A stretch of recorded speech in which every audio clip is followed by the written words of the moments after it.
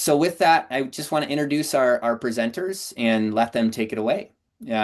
So I'm joined by Shante Cluis here, who is a curriculum specialist for Compton Unified and really one of the minds behind the transition that they've made to assessment for learning that led to these historic gains that they've seen as a district. So she'll tell that story from the district office lens. And Miss McDuffie, principal of Foster Elementary, who has seen historic gains in itself, really, really incredible CAASPP gains over the last, several years under her leadership, and is now one of the highest performing school sites in the state. So she'll share from a principal's perspective, what that shift to assessment for learning has really looked like for Compton Unified.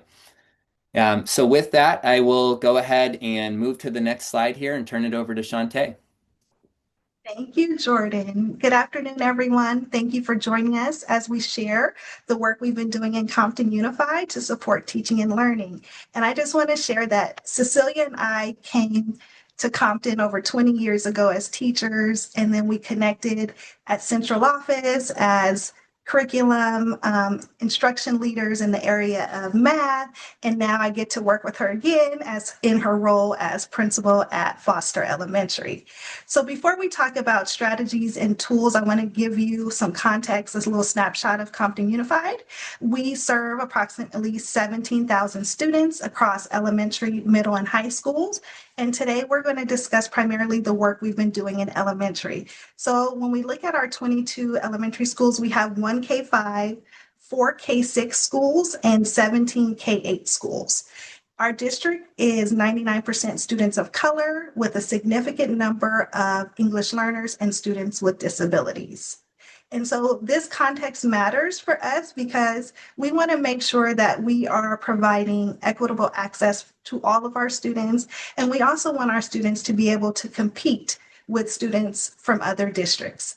So for a long time, we saw our teachers working hard, our administrators supporting instruction, and our students engaged in learning, yet our outcomes weren't always consistent across the school. So we had to come to the table to figure out what was going on.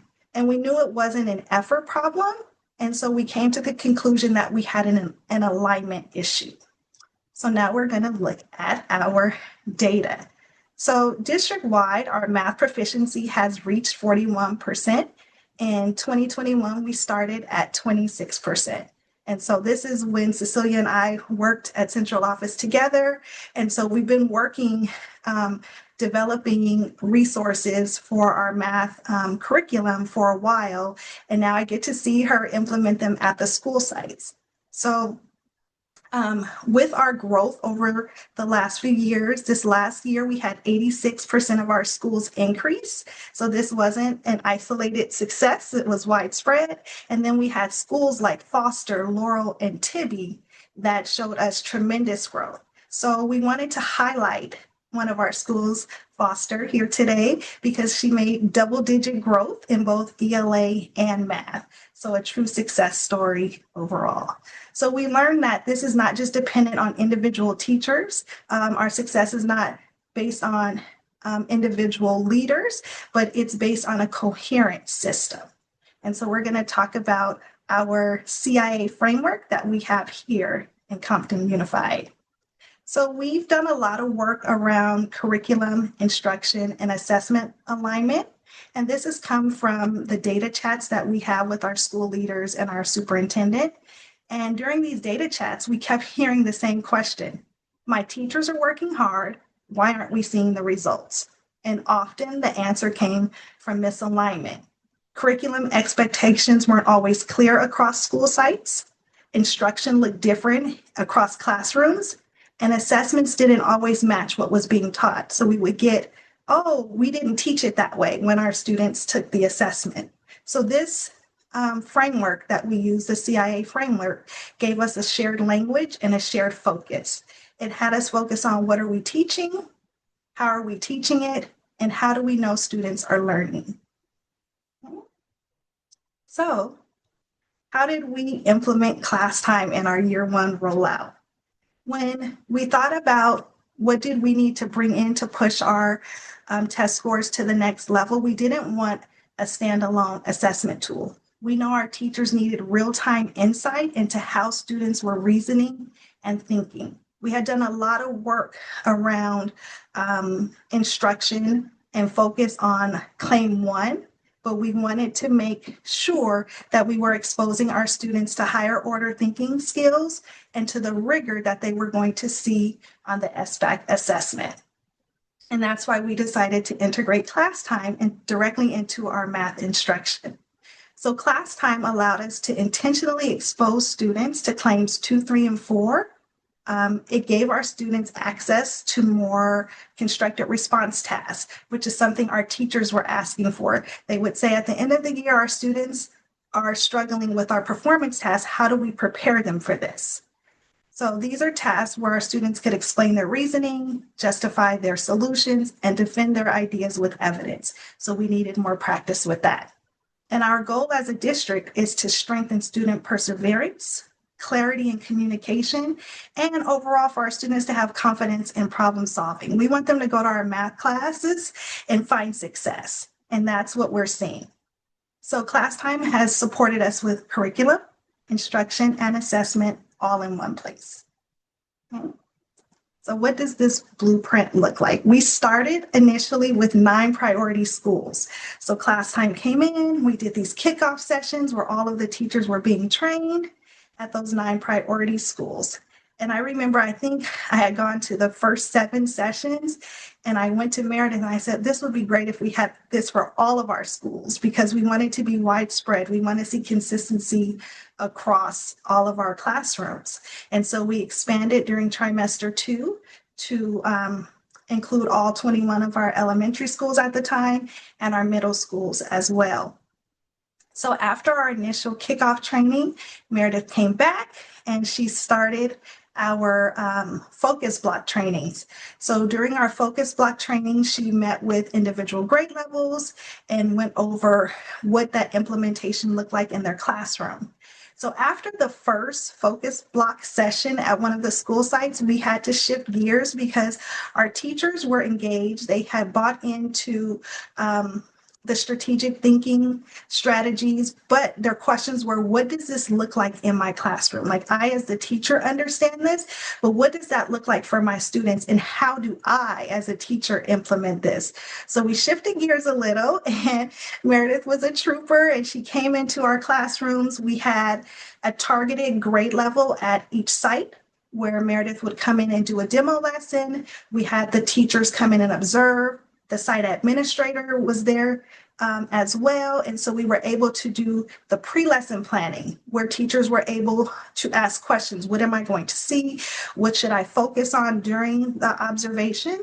Then we go into the classroom, see the lesson, and then debrief after. And then we would discuss the next steps for the teacher to take between the time of focus block 1 and focus block 2. So hoping to see that their confidence in delivery had increased and that students were engaged in the thinking that they were seeing in the question types. And overall, it just, after that first demo lesson, the usage just picked up. We could see the teachers were like, aha, now I know what to do. And this works with my students, the students in my classroom. Because oftentimes we have professional development that talks about what this can do for your students, but until you see it, you don't always believe it. And that's what we were able to see here in Compton. And then we move to year 2. And so the first year we focus on implementation and usage, getting our students on the platform, getting used to the different types of strategic thinking. But as we're in year 2 right now, we decided to shift our focus again because we had the 10 question sets that we were doing every other Friday, but we wanted to make that manageable for our teachers. So we introduced what we call the class time POD model. So these are our problems of the day. So this allows our students to engage with one content standard through a gradual release in rigor across the week. So on Monday and Tuesday, students practice the content of the standard. This is where they build understanding and fluency. On Wednesday and Thursday, students answer questions within that same standard that target different strategic thinking types that are demanded on the CAASPP.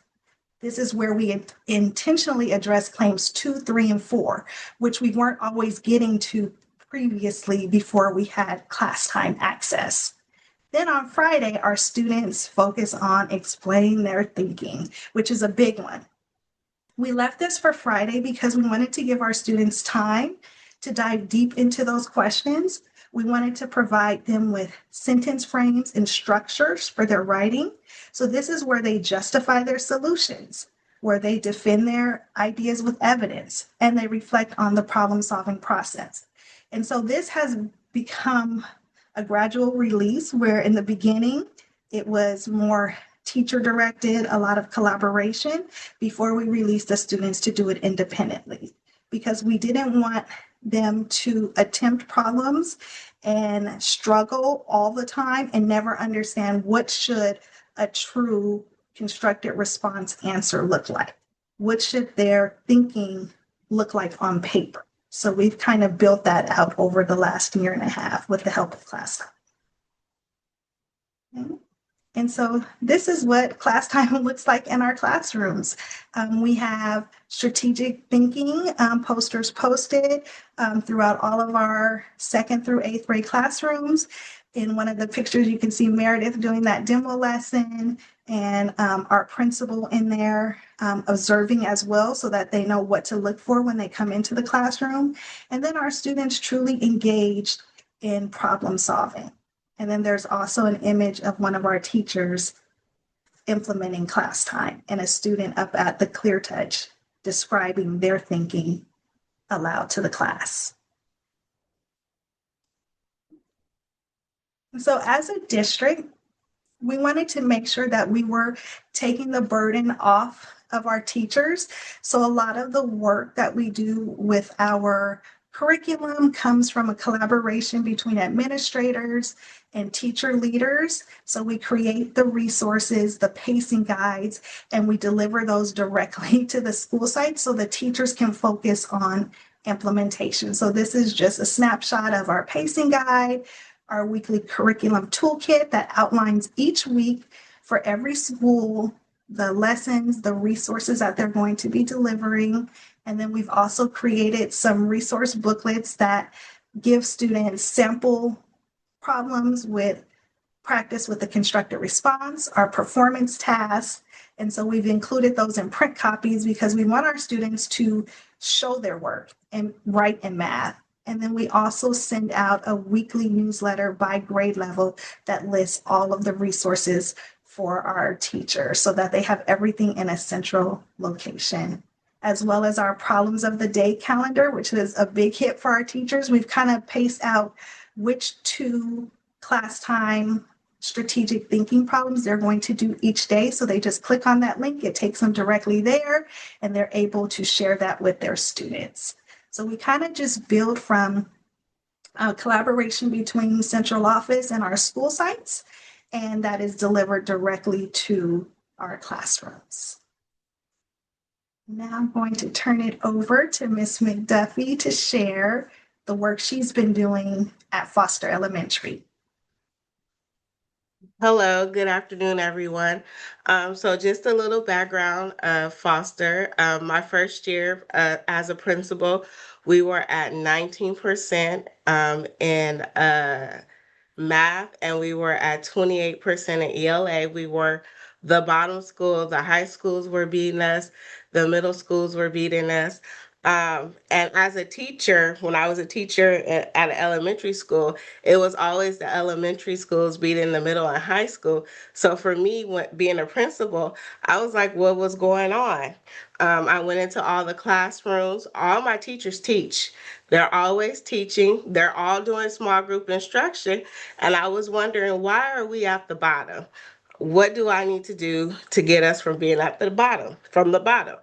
And if you look at our data, my first year, from 19 to 28%, we moved to 29 and 32%. And then we moved to 47, 48%. and now we're at 63% to 65%. And we were at the bottom, and now we're at the top of all our elementary schools, and I think we're beating some of the middle schools and the high schools, except for early college. It was a lot of work, but I'll go into what are some things that we did to make our double-digit growth, because in the last 2 years, we have made double-digit growth in ELA and math. Okay, so here's an example of our third grade schedule. Our third grade schedule, as you can see, the number of minutes that we use for math. So we have a PLD time, which is part of where we use our class time, and then we have our whole group lesson in there. So we do 90 minutes of math. I started off my first year with a plan, and you can see right here where you can see a breakdown of everything we did. So when we started with class time, we started with class time the second semester, because we had moved from being from the bottom to, I think we were kind of like almost at the top, but not quite. And so one of the things that I did to start us off is that we started with 2 questions a day, because I didn't want to overwhelm the teachers, because you know how teachers are. Oh, there's something else for us to do, more work for us to do. So we started at 2 questions at a time. Um, I have a plan that I give the teachers for third, fourth, and fifth grade every week with all the things that they need to do. And I also check in their schedule to make sure that they're doing it. Now, at first, when we first started, we did school-wide. So school-wide, I had a certain time, I think 8:30 to 9 o'clock was our PLD time. And everybody in third, fourth, and fifth grade had to do the PLD. And I did that because it was easier for me to monitor. But since we started doing better over the years, I let the third, fourth, and fifth grade have their own time and their schedule to where they want to do the PLD. But I really monitor everything that they do.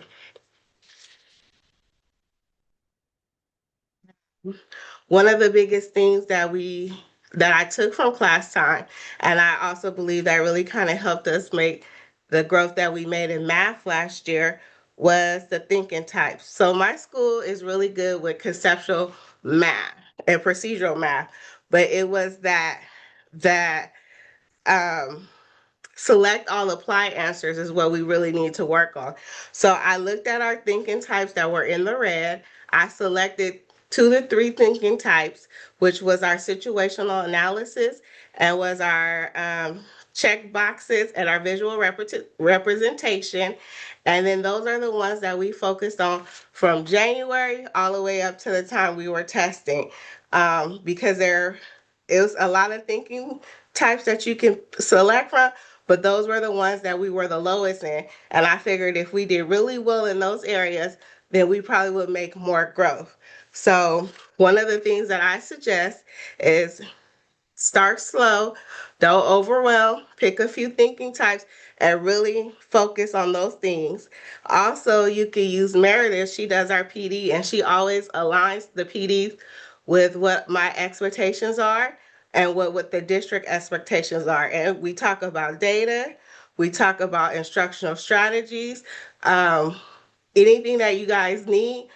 Use your PD time to really focus and put those strategies in place so that your teachers really know. And also use the data. So we're very data focused at my school. Everything gets based off of data.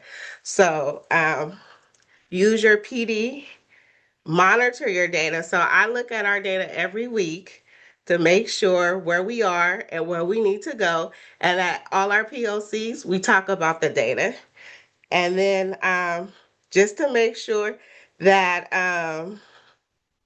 you just really um, don't introduce us as one more thing for the teachers to use. Show them the value of what class time can bring from what they're already doing and how it can enhance their instruction and help their kids do better.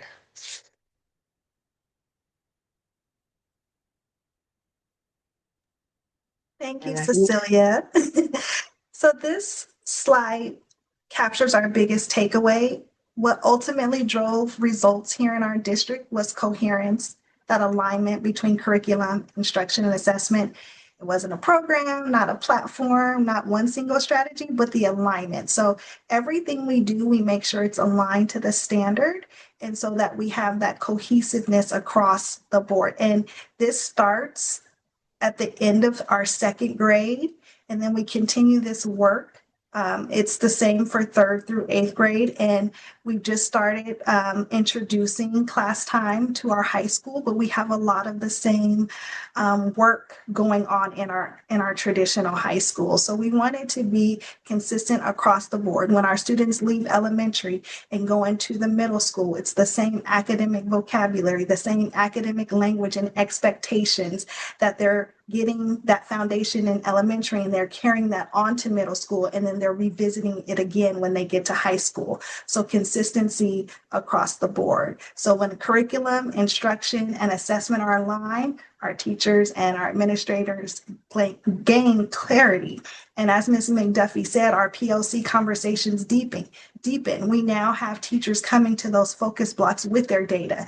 We just finished the ICA, so I don't know, Meredith, if you've seen this yet, that the teachers are coming in asking those questions when they're looking at what are the types of problems my students are struggling with, and what do I do next as a teacher. And so from central office, we've been looking at how our students are responding to those performance task questions. If they're receiving a 0 or a 1, what do those students need to get to the next level? How do we turn those zeros into ones and those ones into twos?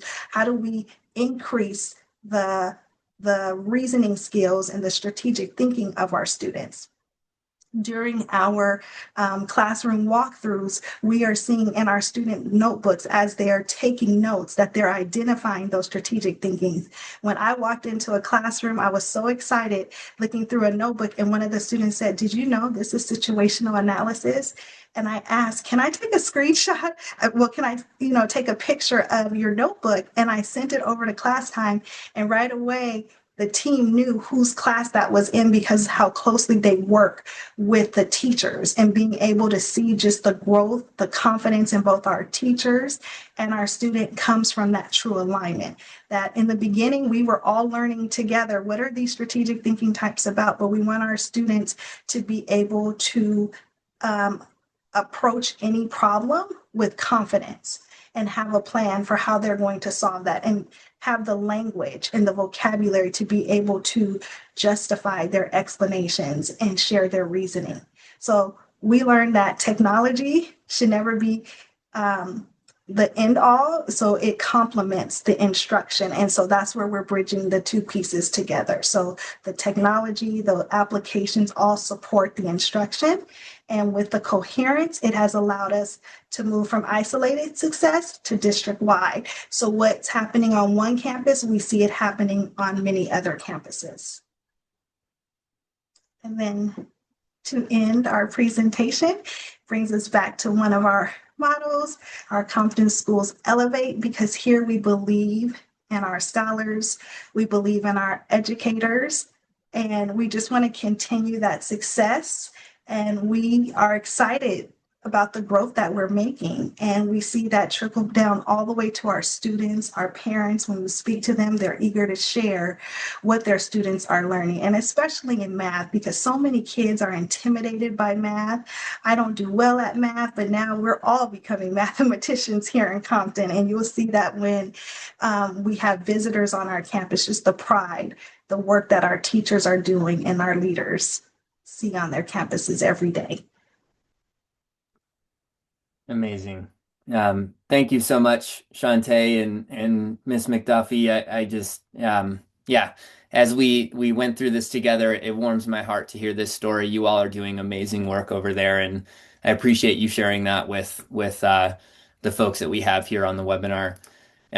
If anyone would like to get in touch with the class time team, has additional questions or anything like that, you can use this QR code, but we are going to do Q&A in just a second. So hang on. If you need the QR code, grab that really quickly. I'll navigate over to Q&A here. We've got a bunch of questions to answer live. So let's see. So, Sarah Donaldson, we have this is probably a Shantae and Cecilia question. How long do teachers have for math instruction daily? Is that different per site? Is that a question you feel you can answer? So we set aside 75 minutes for math, but schools have the flexibility within their blended learning block with intervention to add on more time. So like Cecilia stated at her school, they do 90 minutes of math. Perfect. Thanks, Shantae. And then another one here, are the warm-ups graded and then sent into the grade book? So our problems of the day, those are our warm-ups. So no, those are more instructional tools. So what we do is Monday through Thursday, we have those warm-ups. And then on Fridays, we have what we call our quick checks. And so those are the ones that we grade. And in the beginning, we don't use those as grade book grades because we want to see how our students are answering and how we can help them deepen their understanding before we just start grading those pieces. So the first couple of weeks are built on teaching our students how to answer those questions. Perfect. Thank you, Shantae. And I'm trying to see, it looks like, and then grades 6 to 8, are you able to speak to the work that's happening there? Yeah, so since we have so many K-8 schools in our elementary, the work is the same at our traditional middle school. So the alignment is the same process as our third through fifth grade. We do the same work with our 6, 7, 8 at the elementary site, as well as at our traditional middle schools. We have the same implementation model. Perfect. Thanks, Shantae. Great. And I'm looking, does anybody else have any last questions? We've got a few minutes remaining here with our wealth of knowledge. Great. And I saw the question about will this be recorded in the recording sent out? If you registered, you should get it automatically. If for some reason there were to be an issue with that, I'll make sure to follow up with folks who registered that and make sure they get the recording. So, and also you should get a transcript of the Q&A. There's a few really good questions asked there. Of course, some of those were answered live. But okay, Shantae, Cecilia, any last minute kind of parting advice for the folks on the webinar here? I think start small. Don't take on too much and tailor things to fit your district or your school site. That's what we kind of did here. We created a blueprint and our schools at the beginning started following that, but then they had to start adapting to their individual school sites. And so we provide the resources and then schools are welcome to, make it fit their schedule. So everything's not one size fits all, but it is consistent across the board. And we want to make sure that we are valuing our teachers' time. So investing in that professional development, having them bring their feedback back to the table and helping us to adjust from district office level to fit the needs of what's going on in the classroom. Perfect. Thank you, Shantae. And Cecilia, anything from you as a principal? I know you gave a lot of advice already, but something that stands out to you? Start early. So we start school. The first day of school is on a Thursday. Monday, we're already starting with all our resources and our plan, our action plan starts all that Monday. Don't wait till April and May and try to use class time and try to get the most gains. Start with everything at the beginning, set your expectations, and monitor your data. Awesome. I love that you're so data driven, Cecilia. Amazing. Okay, well, again, thank you both. Meredith, thanks for the help in Q&A here, and everybody who joined us today. Really appreciate having you, and I hope you were able to take something of value away. I certainly did. So anyways, thanks so much, everyone, and have a wonderful rest of your day.